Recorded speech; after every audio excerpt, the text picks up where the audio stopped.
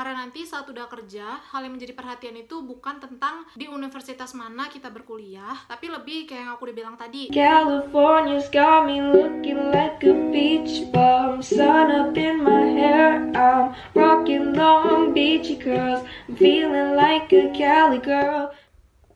Hai guys, welcome back to my YouTube channel. Balik lagi sama aku, Rastefani. Hari ini aku mau ngebahas tentang, maaf nih kalau aku matanya let's do terus karena aku lagi baca skrip yang udah aku buat semalam. Nah, kali ini aku mau ngomongin tentang kuliah ilmu komunikasi di PTS atau perguruan tinggi swasta. Itu tuh worth it nggak sih? Sebelum aku lanjut ke pembahasannya, sebenarnya bukan pembahasan sih, cuman kayak sharing gitu doang. Buat kalian yang baru datang di channel ini, silakan untuk subscribe channel aku dan jangan lupa untuk follow Instagram aku di @rastefani, karena kalau misalnya kalian ingin bertanya sesuatu tentang ilmu komunikasi, kalian bisa DM aku dan aku bakal balesin sebisa aku menjawab ya pertanyaan kalian. Nah, nanti di situ juga bakal dibantu sama temanku karena dia juga jadi admin Instagramku gitu. So, without further ado, let's get to the video. Kalian nggak keterima SNMPTN, keterima SBMPTN, nggak keterima jalur mandiri juga, sama, aku juga nggak keterima. Bukannya kita goblok ya, tapi belum rezeki aja gitu. Belajar SBMPTN udah, belajar pakai buku bank soal yang tebel-tebel banget itu udah, semuanya udah aku lakuin, tapi alhasil aku nggak keterima gitu loh di PTN yang aku pinginin. Buat kalian yang mungkin sama kayak aku, tenang aja, karena banyak jalan menuju Roma. Kalau nggak keterima PTN, PTS pun jadi kan, harus banget gitu ya maksud PTN. Ya bisa sih dicoba di tahun depan, tapi kalian bisa coba juga di beberapa PTS atau perguruan tinggi swasta yang dia memiliki kualitas yang baik juga sama kayak PTN dan mempunyai akreditasi yang bagus. Nah, aku adalah salah satu orang yang juga berjuang karena kemarin aku nggak keterima di PTN, aku ngelamar di Brawijaya dan emang jurusannya itu kayak susah-susah gitu.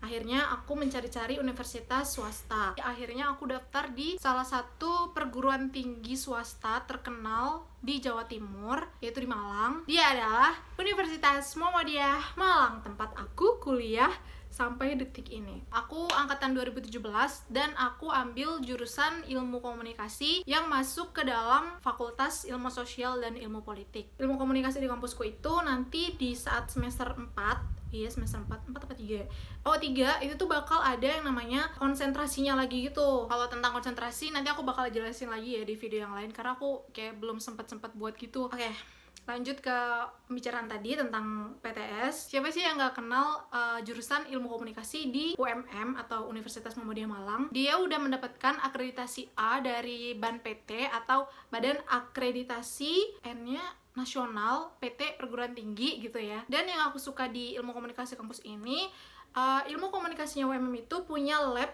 yang terbilang wah banget. Aku udah rencana mau ngebuat video tentang lab ilmu komunikasi ini. Mungkin nanti setelah keadaan mulai membaik gitu ya. Aku itu waktu daftar UMM ini tuh sebenarnya hopeless banget karena banyak banget mahasiswa yang ngedaftar di kampus ini. Nah, aku inget banget waktu itu kayak sempat masuk koran gitu loh karena jumlah mahasiswa yang ngedaftar di UMM itu membludak banget di tahun 2017. Aku tuh kayak mikir sekarang ilmu komunikasi itu jurusan yang banyak banget dicari sama anak-anak yang baru lulus SMA, kayak jurusan favorit gitu lah intinya. Terus aku tiba-tiba daftar di ilmu komunikasinya UMM. Jadi aku kayak ngerasa, nanti kira-kira keterima nggak ya gitu. Malah aku tuh taruh ilmu komunikasi di pilihan pertama gitu, pilihan keduanya HI, pilihan ketiganya itu hukum gitu. Ya susah-susah semua sih, cuman kayak ilmu komunikasinya udah yang paling favorit gitu. Anjir, keterima nggak ya gitu. Dan setelah sekian lama aku menunggu hasil tesnya keluar, akhirnya ada tuh hari dimana pengumuman kelolosan tes masuk Universitas Muhammadiyah Malang gelombang 2 ini. Gelombang 2 apa gelombang 1 barengan ya? Pengumumannya aku lupa, pokoknya pengumuman aja udah aku terima. Seneng banget sih karena ya berhasil gitu aku ngejawab soal-soalnya. Akhirnya di sini deh aku mulai berpetualangan untuk mencari-cari teman baru, bergaul sama lingkungan baru, belajar buat mandiri, belajar buat jadi pede, belajar jadi lebih kreatif, dan masih banyak banget pokoknya. Sekarang aku udah semester 6, ya bisa dibilang ini semester menuju tua. Aku udah ngelaluin 2 praktikum di konsentrasi public relation ini ini, dan sekarang aku semester 6 lagi menjalani praktikum PR3 atau praktikum terakhir. Nah, berhubung dengan adanya pandemi virus corona ini, jadi praktikum PR3 sekarang lagi di break gitu lah istilahnya, karena kita kan praktikum PR3 itu yang bakal dikerjain adalah sebuah event. Jadi kalau ada event berarti harus ada orang gitu kan. Nah, itu yang nggak bisa kita lakuin karena harus mengumpulkan orang gitu. Sedangkan sekarang lagi ada pandemi virus corona ini. Kayaknya juga semua mahasiswa pasti lagi break dulu kuliahnya ya, karena emang nggak bisa dan nggak memungkinkan gitu untuk melanjutkan perkuliahan. Banyak banget pelajaran yang aku ambil setelah aku melalui berbagai hal selama aku kuliah di sini, dan hal-hal tersebutlah yang berguna banget di saat nanti aku udah beralih ke jenjang pekerjaan atau masuk ke dunia pekerjaan. Aku nggak tahu ya, ikom di luar sana atau ikom di kampus lain itu tuh bakal serese ikom di kampusku gitu. Maksudnya rese di sini tuh kayak mereka benar-benar menekankan mahasiswanya untuk bisa maju dan berkembang menjadi pribadi yang lebih kreatif gitu. Pokoknya kayak harus profesional di bidangnya gitu. Nah, kenapa aku bisa bilang kayak gitu? Ya karena aku ngerasain sendiri gitu selama aku kuliah di sini. Dimana di luaran sana banyak yang bilang kayak, gila anak ilkom itu kayaknya santai banget gitu ya, slow-slow banget gitu kuliahnya. Terus mata kuliahnya juga kayak gampang aja gitu, cuman kayak belajar komunikasi gitu, matematika juga nggak ada gitu.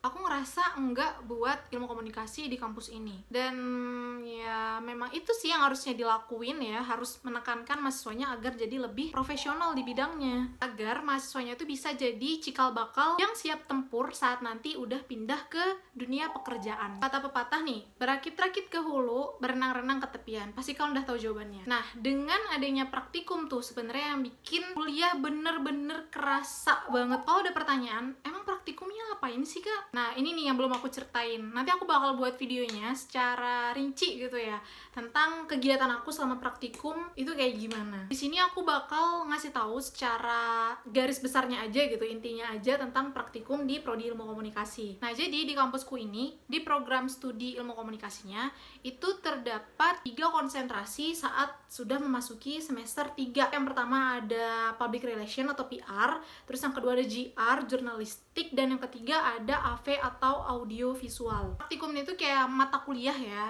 iya sih ada SKS-nya gitu. Nah, dia itu lebih ke praktik lapangannya gitu, bukan cuman belajar di kelas ya. Secara sih namanya juga praktikum gitu. Untuk praktikum Public Relation itu tuh ada 3 tahapan. Yang pertama ada praktikum PR1, yang kedua praktikum PR2, dan yang terakhir ya udah jelas praktikum PR3. Nah, yang pertama itu ada di semester 4, yaitu praktikum PR1, dimana kita bakal dibagi menjadi beberapa kelompok. Satu kelompok ada sekitar 10 orang dulu itu, dan kita disuruh untuk mencari klien real ya, klien yang nyata gitu. Klien realnya itu di sini adalah sebuah desa yang memiliki potensi. Kita disuruh untuk kembangin potensi itu dan menghasilkan output berupa majalah desa. Nah, balik lagi ngomongin tentang perguruan tinggi swasta, fasilitas yang didapat biasanya itu pasti lebih mewah ketimbang fasilitas yang ada di perguruan tinggi negeri. Ya, walaupun ini nggak berlaku untuk semua PTS gitu. Nah, kalau di kampusku ini, walaupun bayarnya yang lumayan gitu ya, tapi dia benar-benar memberikan fasilitas yang terbilang cukup wah banget. Di ikom kampusku sendiri, itu tuh kalian bisa datang aja deh buat studi banding gitu untuk melihat apa-apa aja yang bakal didapetin mahasiswanya selama berkuliah di situ. Nah, buat kalian yang nggak keterima di perguruan tinggi negeri atau PTN, kalian jangan nyerah gitu aja, karena di Indonesia ini juga ada kampus yang dinamakan PTS. Perguruan tinggi swasta nggak semuanya buruk, nggak semuanya jelek, dan perguruan tinggi negeri juga nggak semuanya baik gitu. Kalau misalnya nggak keterima di PTN, kalian bisa untuk coba-coba daftar di PTS. Mau kampusnya swasta, mau kampusnya negeri, itu tuh punya kelebihan dan kekurangannya masing-masing. Nggak ada tuh istilah PTN lebih baik daripada PTS. Tapi ya harus cari dulu informasi tentang PTS tersebut, dia kayak gimana gitu. Jangan asal pilih PTS terus udah aja masuk. Nah, di sini yang menjadi hal penting adalah dimanapun kalian berkuliah, yang harus diperhatikan yaitu kemampuan dan keterampilan yang kalian miliki. Karena nanti saat udah kerja, hal yang menjadi perhatian itu bukan tentang di universitas mana kita berkuliah, tapi tapi lebih kayak yang aku udah bilang tadi, gimana kemampuan dan keterampilan yang dimiliki oleh orang tersebut. So, sekian video dari aku, semoga useful buat kalian yang menonton ini. Nah, buat kalian yang mau daftar kuliah tahun ini, terutama yang mau daftar di jurusan ilmu komunikasi, semangat buat kalian ya. Semoga kalian bisa keterima di kampus-kampus yang kalian pinginin, yang pertama. Terus kalau misalnya kalian gak keterima di kampus tersebut, kalian jangan berkecil hati, karena seperti yang udah aku bilang, masih banyak perguruan tinggi yang lainnya gitu. Jangan lupa untuk like video ini, dan kalau misalnya ada video yang mau kalian request, kalian bisa comment down below. Dan jangan lupa untuk yang baru datang, subscribe ke channelku. So yeah, jangan lupa juga untuk tonton video-video aku sebelumnya. Bye bye.